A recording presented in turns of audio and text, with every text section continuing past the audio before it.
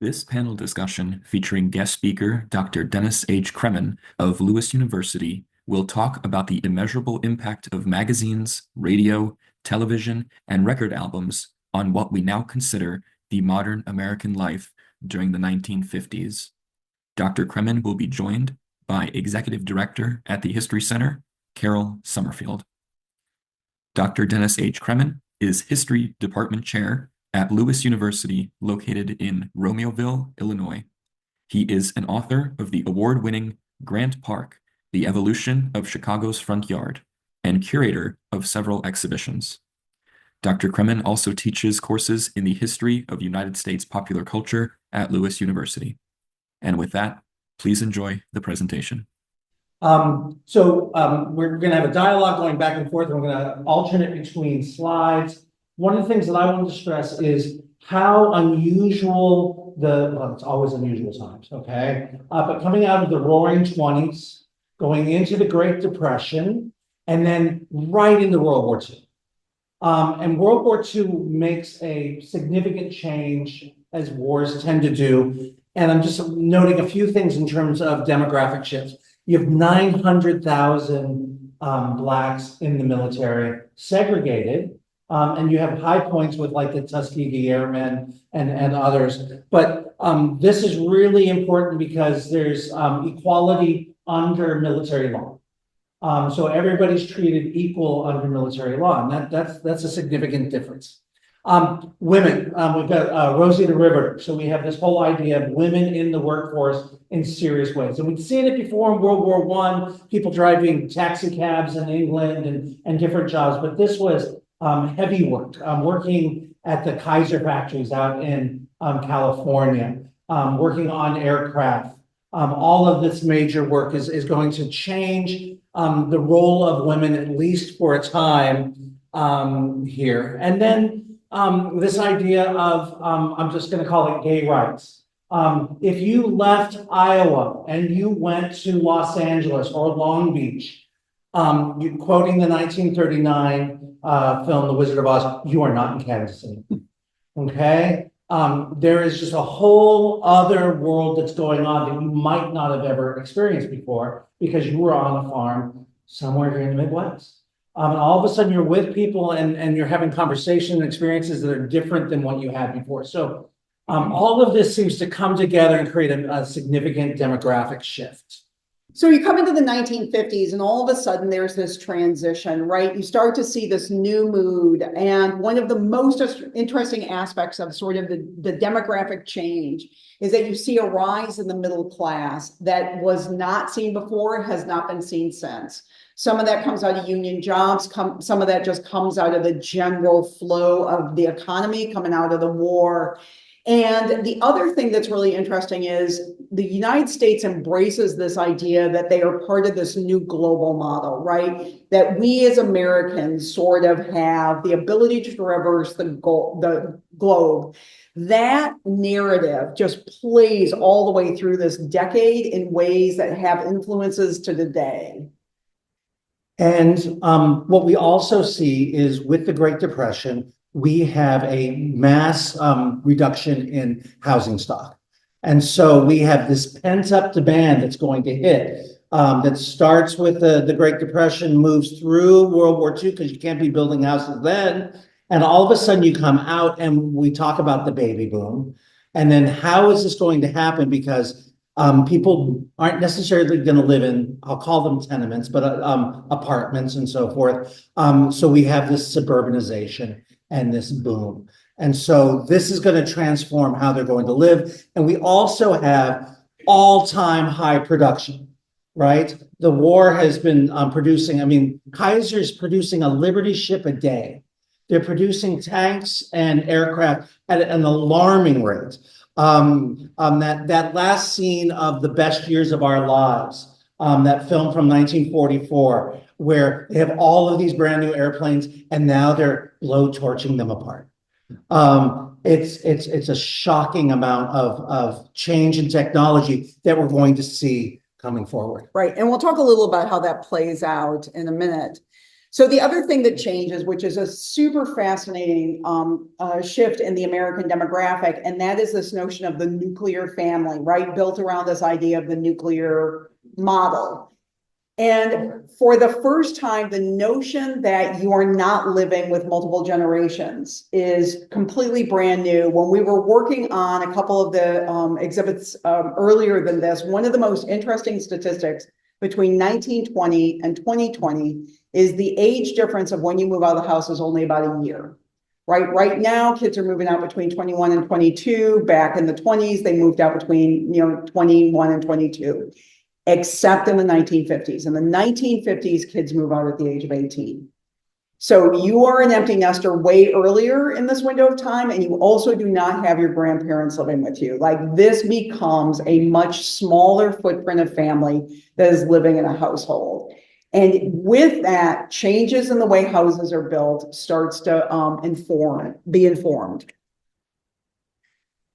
So one of the other interesting things, so you know that you've got this housing crunch coming. They know it's coming right after 1945. So they start creating models for fast developed houses. And the Mid-Century Modern comes out of this. The Chicago Tribune has a competition that they do called Chicago Dream Homes, or the American Dream Homes for a while. And they put out to architects, create a house that is accommodating to the new American family, is rapid to build, and can be done quickly. They know that they've got to produce 2 million homes in a couple of years, so they start working on this. The Mid-Century Modern, like, they have 28 models of this. All of them have varying versions of the same floor plan. And there are aspects of that house that change the way we live. And one of the things that they realize as they're starting to build this is that they have to market it. You can't just throw up a new looking house and assume people want to move in, right? There's a marketing campaign that comes with this. And part of what Dennis and I are going to talk about is all the facets of marketing that changes the way we define ourselves as American, the way American lives are lived, the kinds of things that we do. All of this plays out through this marketing campaign that begins with the American government and then moves into manufacturing. It is a fascinating period of time. And again, I could do, as I like to say, 4 exhibits on this one and not repeat a single word. There's so much to unpack in the 1950s.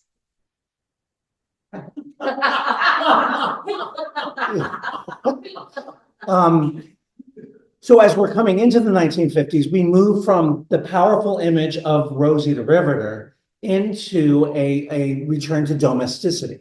And so women are expected to be in the home. They're supposed to have children. They're supposed to have the kitchen. We'll get to this more later, where you're looking out into the yard so that you can kind of track where the children are. But you're also providing dinner, and dinner's going to be on the table when you come home, and all of these things that come together. And as you point out, I think later as well, this idea that you used to have domestics, people who were in domestic service, living or coming in for the day or every other day. Here, everything, because of labor-saving devices, vacuum cleaners, dishwashers, different things, make it so really this becomes the role of the mother, and a few kids who might actually do their chores on time. Okay. Right. I mean, the transformation of sort of the roles within the house are hit on 3 levels. One is this desire to move back to sort of pre-war identity, right? It is the role of the female in the house is to be in the house, not in the workforce. The other part of it is really driven by this notion of what is a modern home and what does it entail? And there's a lot that filters into it. One of my favorite parts of the exhibit is talking about this idea of the all-electric home, right? That we're starting to generate appliances to replace things. This is the Jetsons. There's going to be a robot doing everything in your house. They were about 50 years off, but by God, it's coming. So one of the other things that we get out of this era is sort of iconography of people. And so I'm gonna let Dennis take this one because he loves this topic. I do. You have an American president who's of this moment, right? He's a general. It used to be kind of a prerequisite to be a general, to be a president. The first president, George Washington, he's a general. And so periodically we see generals coming in. Eisenhower has that. He's also a significant backer of a new organization called NATO, the North Atlantic Treaty Organization. But he also, so he's looking at the world in a completely different way. And he also, we know he's a major golfer. If you've ever been out to Palm Desert, Palm Springs area, you drive along Eisenhower Boulevard. There's also Dinah Shore there. There's other roads, but he's a golfer. He plays games. And as he goes through, unfortunately, he has a stroke during his second term, and he slows down and he becomes this grandfather figure. My mother-in-law used to have dreams of Ike as this grandfather. She felt like she knew him. And she's talked to me about this. This is not unusual. He was kind of revered in this role. Yeah, and one of the things that comes out of that is this notion of stability, right? He is the embodiment of this notion of the stable new American environment. One of the things that is fascinating, again, about this era is, so you see this incredible boom in consumerism. Some of this is pent-up demand, right? We have been on rations. We've not been manufacturing things. People would like to go out and buy things. Like, this is just part of the gestalt of the American society. But the other thing that is fascinating is the rise in the concern on communism, and the number one way to fight communism, buying things. And so the marketing campaigns are really driven around this idea that, you know, true Americans support the economy. I love this ad, right? The Reds don't have Western Electric. And this becomes part of the new American narrative, is owning things is part of our job and part of how we support the American lifestyle. So we can bounce back and forth on this one, because I could do like 45 minutes just on this slide. So one of the most interesting aspects of the American lifestyle, and part of what is driving this change, is who are we, right? And one of the things that we are is we are now the regular entertainers. Up until, you know, the 1940s, if you were throwing a party, you had 6 weeks to plan it. You were mailing out invitations. It was a thing. Right? 1950 hits and you're expected to be throwing cocktail parties every Friday night. You're barbecuing in the backyard every Saturday. You have this social society that is driven around the notion of getting together. And a lot of what drives this is new manufacturing. So all of these companies have been producing materials over the course of the last 15 years for the war, need something to do. One of the number one things that they were using was aluminum. So now that I'm producing aluminum, what am I going to make? And one of my favorite stories, one of Dennis's favorite stories, is the Weber grill. Weber made buoys for nautical use. You know, if you cut that in half and drop a little grit in there, you got yourself a grill. And they began manufacturing backyard grills. This ad on the right is for patio covers. But you get a grill if you buy the patio cover. You wouldn't even know that if you don't read that ad. What they are marketing is that aluminum grill. And the transformation of the backyard just is driven through the ability to produce things in aluminum. I can now have patio furniture. I can get a swing set. The sort of the expansion of everything that you could possibly want. Toys, we go from a kid having 1 or 2 toys to having 14 things under the Christmas tree, because aluminum and plastics are now all the rage. These albums, and so we've got 2 lectures coming up. Siobhan Maroney will be talking about the competition with housing design, which is a fascinating book that she's written. She's a professor at Lake Forest College. The other is Jonathan Schroeder and Janet Borgerson, this is their record collections. They started working on this about a decade ago. These records had liner notes that explain to you how to have a cocktail party. They were originally produced by the American government, and then they were taken over by other companies to manufacture. But the whole idea was you had to be trained on this new American lifestyle. You had to learn how to do all these things. So that barbecue record had like a 16-page booklet that came with it, with recipes and how to host and how to invite people and what you would need to display all the stuff that you had. Same thing with cocktail parties. This is another really fascinating thing. When we look at the changes of the American house, kitchen was not a place you entertained. That was an off-limits room, and that was practical and functional. You either had a farmhouse kitchen or you had a gallery kitchen. This is a transformation. You're inviting people in your kitchen, which means you have to redo your kitchen so it is presentable. And there are two things that you are showing off: all of your barware and your electric appliances. Let me just add one thing. There's also the shift. The corner saloon is seen as old fashioned, a beer in a shop, right? These are going to be old fashions, Manhattans, bourbon drinks that you need to do a little shaking with, the martini up. It's the symbol of the age. And again, the ability to put out the right cocktail of the day at the start of the evening, to kind of set off things. And you're doing this in your house. You're not necessarily doing it out at a bar, because that's seen as kind of old fashioned at that moment. So as Dennis alluded to earlier, the family room is the other big transformation. And one of the things that was really interesting when we were pulling this exhibit together, the #1 addition on Lake Forest homes was to put a family room on in the 1950s. Lake Forest did not have a ton of mid-centuries. It was not something that was really embraced. We probably ended up with, I think, 30 or 40 that were built in that decade, most of which had a wrecking ball swung into them by the time it was 1990. But the idea of the interior of the mid-century permeates new design. So I am gutting my kitchen. I'm making a modern kitchen. I am adding on a family room. And the design of the family room, again, really is structured around this notion of what the new American family has, which is mom is now home. You're not at work. Your job is watching the kids. You're also cooking dinner now. You know why? Because you can pop a Swanson TV dinner and dinner's in 17 minutes.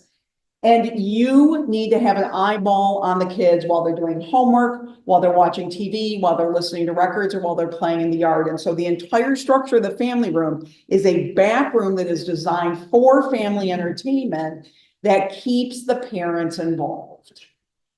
Right? And so gone is the idea of the nursery upstairs on the 3rd floor where the nanny took care of the kids. Kids are in your space all the time.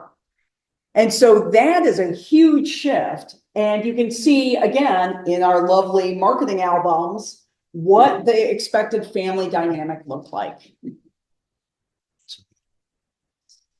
When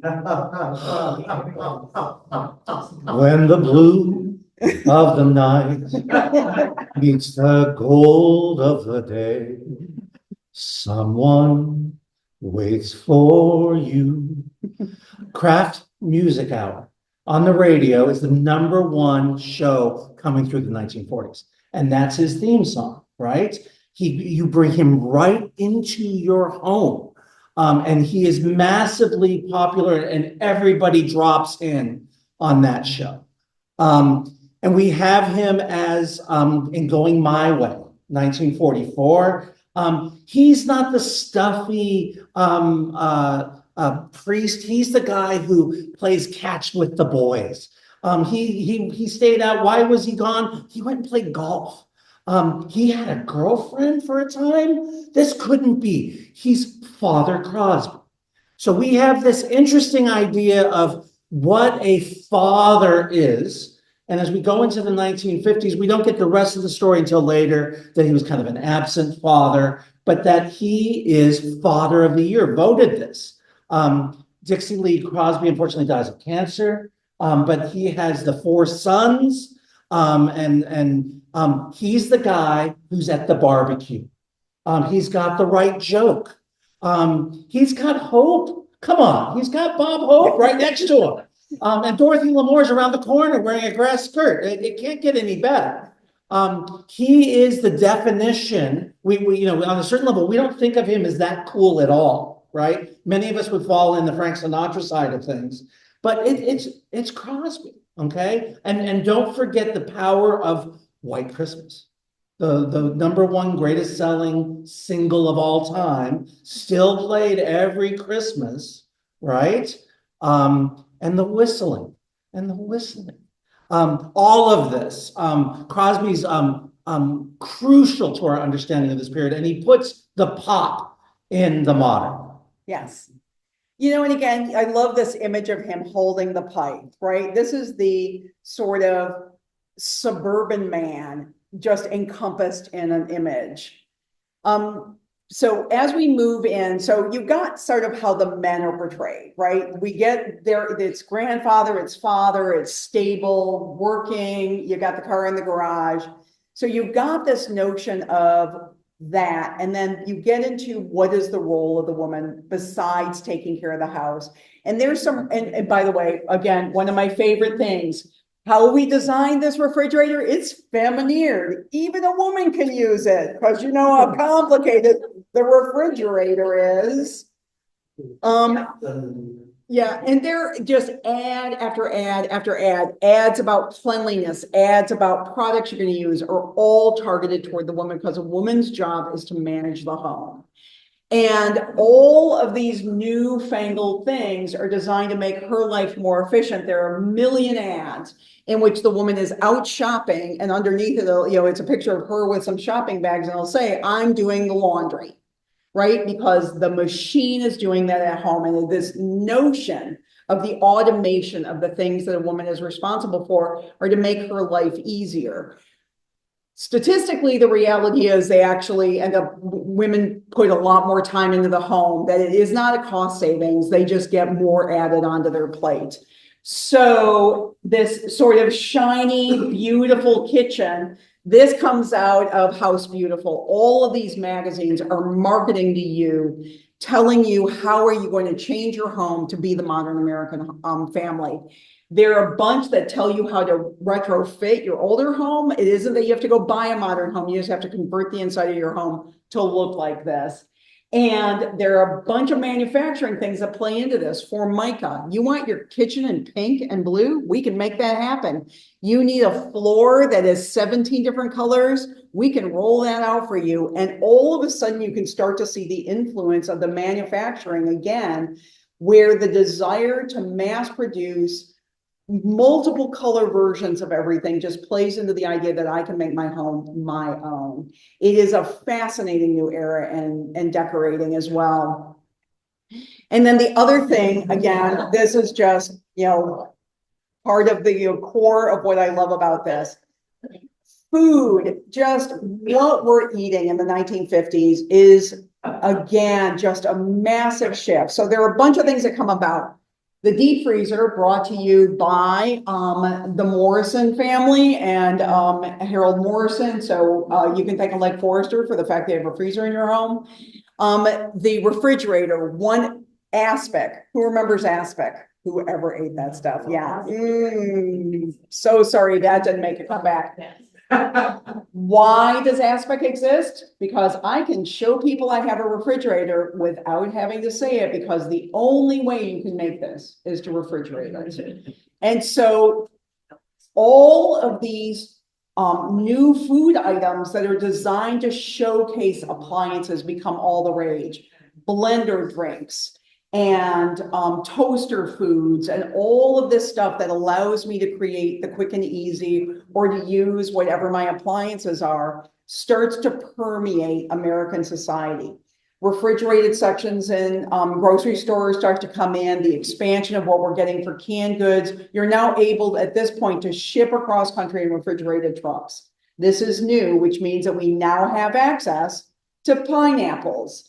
And what you start to see is this infusion of what are considered exotic products. So when you think about the cocktails that are being served, right, they're Polynesian drinks. I'm serving them in a coconut. And the whole idea is to start to embrace flavors and components of every aspect of the world around me.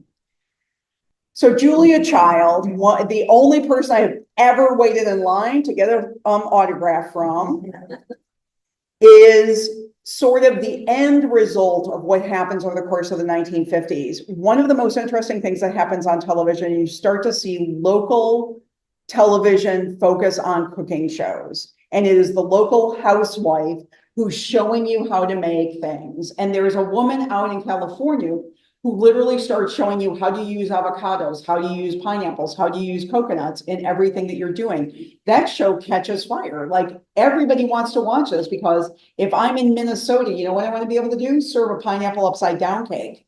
And so by the time Julia comes along with the art of French cooking, we are ready. We are ready to embrace the notion that we can cook from any society on earth, that we get to. This is our right as American global citizens. We can use Polynesian food, we can do Chinese food, we can do it all. And this becomes sort of the goal of the American housewife, is to learn how to cook across a range of products. And it just continues to expand. This is part of the popularity of Julia, right? She brings it into her home and she's charming and funny. And she also embodies that transition that women went through. She went from being a spy to a woman who's teaching us cooking on television, right? Like she had a real career, she had a job, and then she becomes who we know her for today. I love the idea of pineapples and Hawaii and going out in that direction. It's a great tie-in to the global expanse of World War II and the experience that people had internationally in that period. Right. And we'll touch into it a little bit later, I believe, but because there are some interesting aspects of getting Alaska and Hawaii into being states.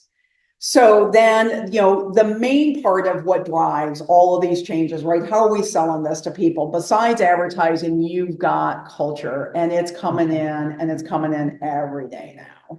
So, well, a big part of this is the furniture also changes in your living room. So initially, you'd have the radio, and I mentioned Craft Music Hour is the #1 show, but there's endless shows that are going on. And interestingly, they're all teed up that then become television programs. And we'll look at that in a minute. But, you know, the picture really captures this as the whole idea, bringing in the drinks for the family. Again, the Bing Crosby pipe. And then this huge piece of furniture with the LPs, the television, and the radio dial, right? All of these things coming together. Right. And then you start to get this incredible variety of shows. And one of the most interesting things when you look at sort of the categories of shows that are popular and why they're popular, there's a narrative that we're building, right? The notion of the sort of Wild West, the Westerns, right? This is the mythologizing of the American settlement, right? This is cowboys and Indians, good guys and bad guys, who we are and how we conquered this land. And then you move into the space dramas or the space shows, which is much the same thing. We are now not just the conquerors of the world, we're going into the universe. We've got our eyes on the stars. It is this notion of being the great explorers, being the great settlers. The Cold War is going on, right? So it's very easy for us, the Americans, to see ourselves as the white hat and everybody else is wearing the black hat. And so this sets up really nicely that it's fought out every Sunday afternoon or whenever these shows come on as we go forward. So one of the other interesting things, so between 1950 and 1960, almost every suburban space in America doubles in size, with the exception of Lake Forest. Lake Forest made the decision that they did not want to expand with the middle class, and so they create all sorts of barriers. We only grow by 30% between 1950 and 1960. By 1960, we cry uncle and we double in size then. But every suburb around us has expanded to double in size. And one of the things that's happening during this window is the depiction of the gritty urban center.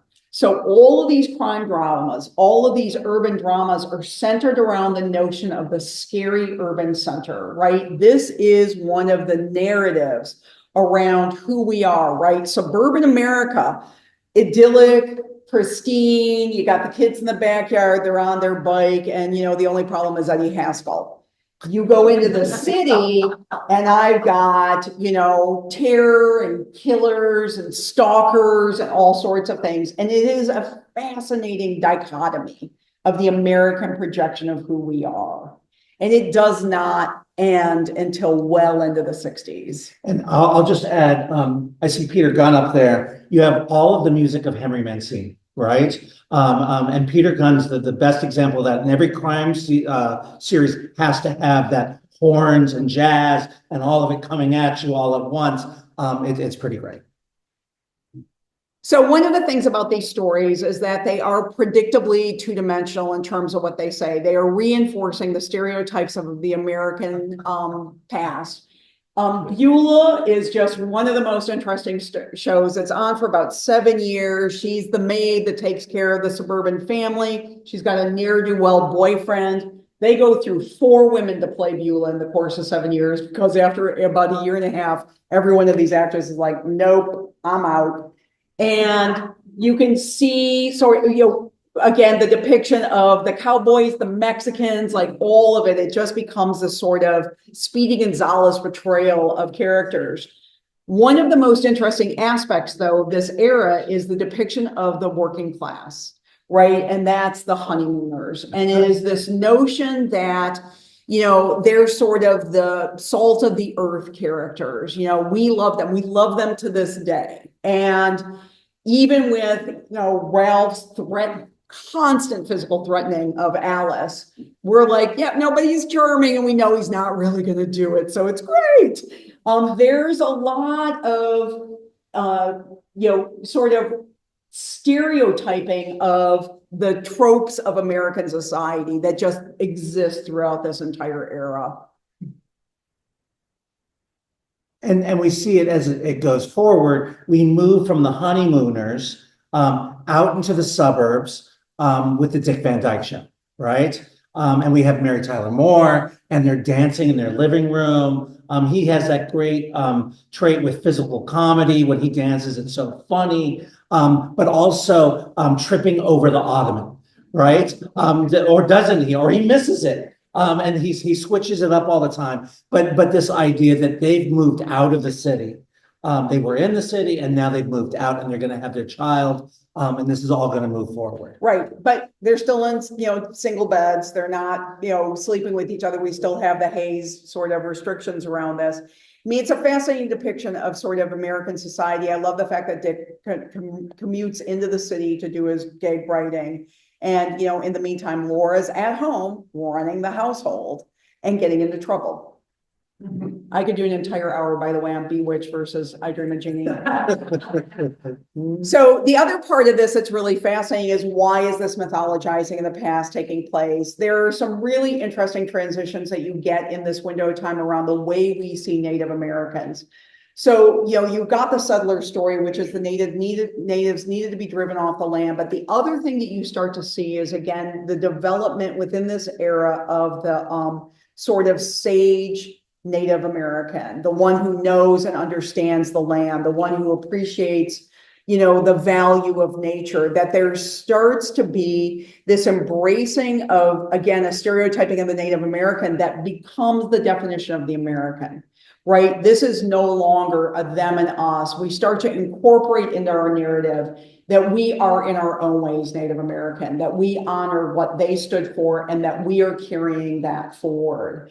And I'm sure all of us remember the first ad about littering on the highway with the Native American and the one tear going down. Right? I mean, classic imagery of this notion of respecting the land.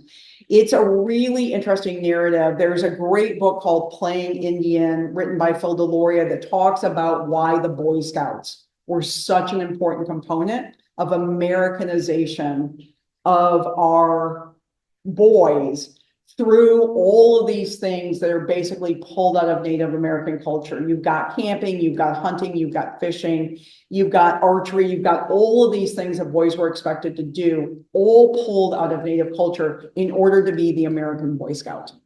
It's a really interesting book. And the irony is that in this period, in the post-war period, Native Americans are moving into city centers. So Chicago has a significant increase in Native American population, as do other major city centers. So today we have so many more people living in cities. We have this whole trend towards living in cities because they don't want to be someplace where there's no electricity. People live far apart. They want to be modern, like any other American wants to be modern. Okay, so the other major influence on culture is the introduction of the portable radio. And the portable radio comes before rock music. And it is one of the most interesting transformations of American society. Up until now, your radio weighed 8 million pounds, had 4 glass tubes in it. If you moved it, your dad killed you because one of those tubes cracked and he had to go get it fixed. Transistors, I could have one on my wrist, on a wrist strap. I could take it out to the beach. I could go anywhere. Was the sound tinny? Yeah, no one cared. And so all of a sudden, music follows me around. I can go anywhere. Car radios are introduced at this point. And, you know, it's still predominantly AM music, but I now can target my audience. You know, with television, we talked about, you know, all the different shows. Radio originally had kids programming, daytime soaps, news, the family hour, adult drama, and that was a structure, and television followed suit. But with radio and with transistors, I didn't have to do that anymore. I could have any music at any time. And this moves us into the era of DJs and marketing music, especially to teenagers.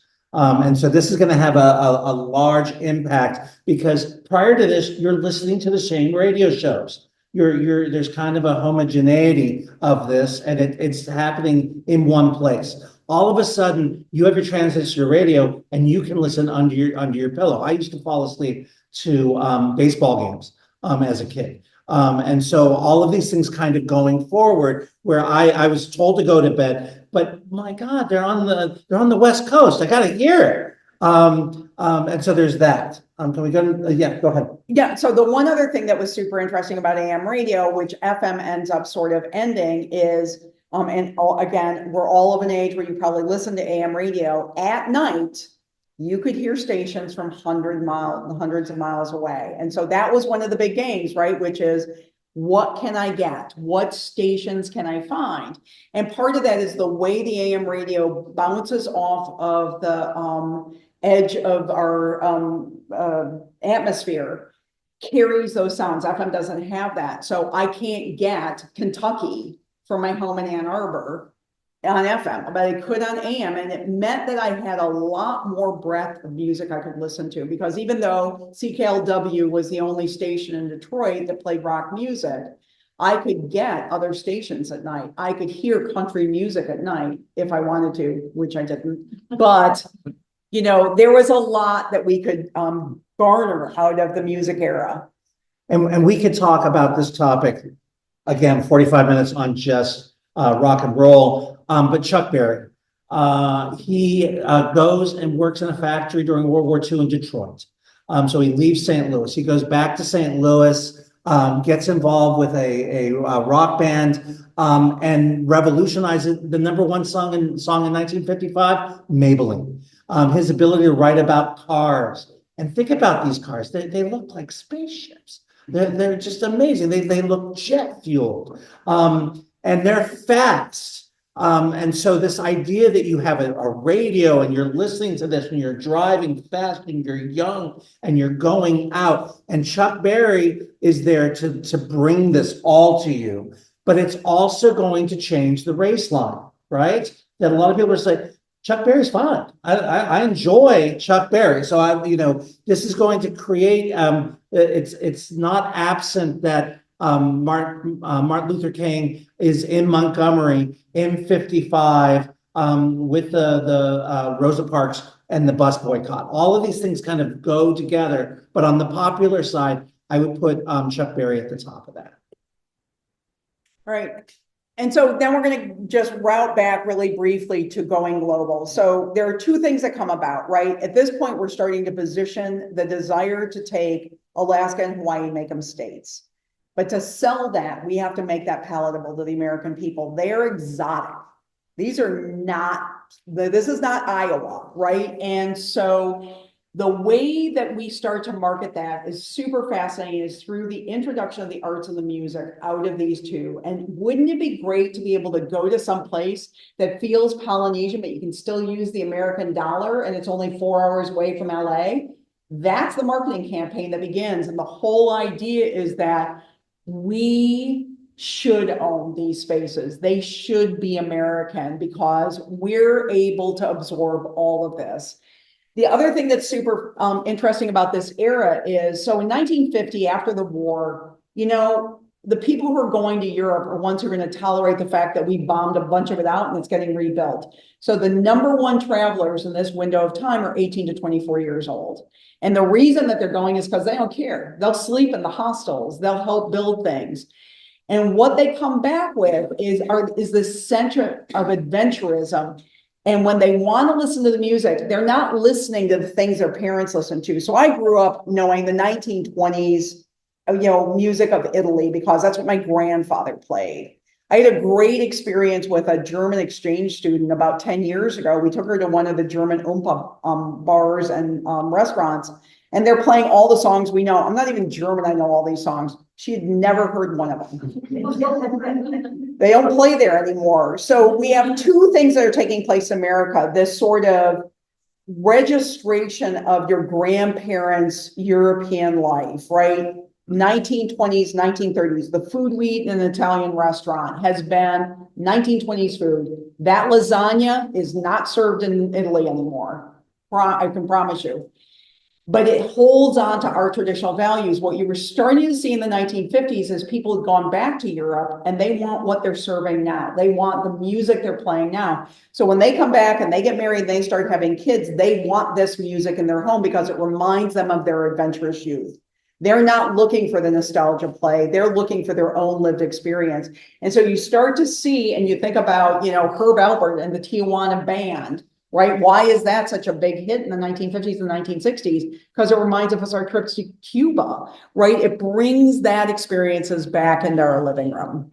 And Herb Alpert's, New York, right? But he gets rebranded as something else. And so ultimately, we kind of started with this idea, embedding it, that the what we view as these rapid changes that come out of nowhere, right? The civil rights movement, feminism, what I'm going to call generally gay rights. All of these things have their roots in the World War II experience. We're going to see them kind of change over time through suburbanization. We're going to see an incredible marketing campaign. The huge windows, the use of aluminum, all of these things transform the landscape, but they also change where we're going to go. And in many ways, we're like, well, I didn't sign up for all of that. And it's like, yeah, you did. You just didn't quite know it at the time. Right. But every one of these paths is paved through the 1950s. I love this picture because we all think of make love, not war. Love this guy, not money. All right, so that brings us to the end of this narrative. I just want to reiterate, these are some of the upcoming programs. We're going to have one that I will pay hot cash for, Food of the 1950s, or we're working with the culinary historians, because that is just a fascinating topic. And then the others that I talked about, the mid-century vinyl and cultural history, Chicagoland prize houses, and then living in a mid-century modernist home with Susan Benjamin, who also helped us with the writing of the exhibit. And I would say 50% of the stuff in that exhibit came from her home. And her rule was you can take it, but you can't bring it back.